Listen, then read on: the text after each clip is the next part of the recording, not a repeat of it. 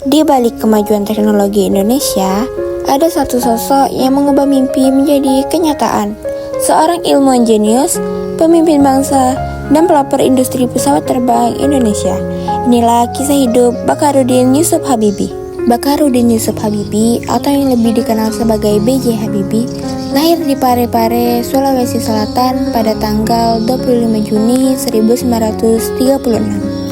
Ia dikenal sebagai sosok jenius, ilmuwan, dan Presiden Republik Indonesia ketiga yang memberikan kontribusi besar bagi dunia teknologi dan demokrasi Indonesia. Sejak kecil, Habibie telah menunjukkan kecerdasan luar biasa, terutama dalam bidang matematika dan ilmu pengetahuan. Setelah menyelesaikan pendidikan dasarnya di Indonesia, Habibie melanjutkan studinya ke Jerman Barat dan menempuh pendidikan teknik penerbangan di RWTH Aachen. Di Jerman, Habibie dikenal sebagai mahasiswa yang sangat tekun. Ia berhasil meraih gelar doktor teknik di usia muda dan bekerja sebagai insinyur pesawat terbang. Keahliannya di bidang teknologi aeronautika membuatnya diakui di tingkat internasional. Ketertarikan Habibie pada dunia pesawat terbang mulai terwujud secara nyata saat ia kembali ke Indonesia pada tahun 1974.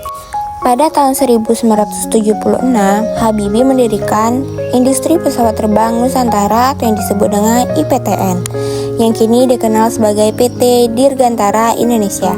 Sejak saat itulah Indonesia mulai merancang dan memproduksi pesawat buatan anak bangsa. Puncak karya Habibie lahir pada tahun 1995 ketika pesawat N250 Gatot-Kaca berhasil melakukan penerbangan perdana. Pesawat ini menjadi simbol kebangkitan teknologi nasional dan bukti nyata kemampuan putra-putri Indonesia.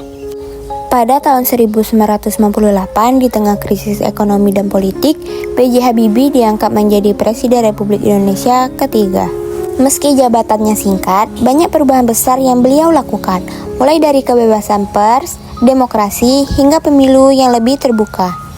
Tak hanya dikenal sebagai negarawan dan ilmuwan, Habibie juga dikenal sebagai sosok yang hangat dan penuh cinta. Kisah cintanya bersama sang istri, Ainun Habibie, menjadi inspirasi tentang kesetiaan dan pengabdian. B.J. Habibie wafat pada tanggal 11 September 2019. Namun pemikiran, karya dan semangatnya akan selalu hidup dalam sejarah bangsa Indonesia. Habibie mengajarkan kita bahwa dengan ilmu pengetahuan, kerja keras, dan cinta pada bangsa, Indonesia mampu berdiri sejajar dengan negara maju di dunia.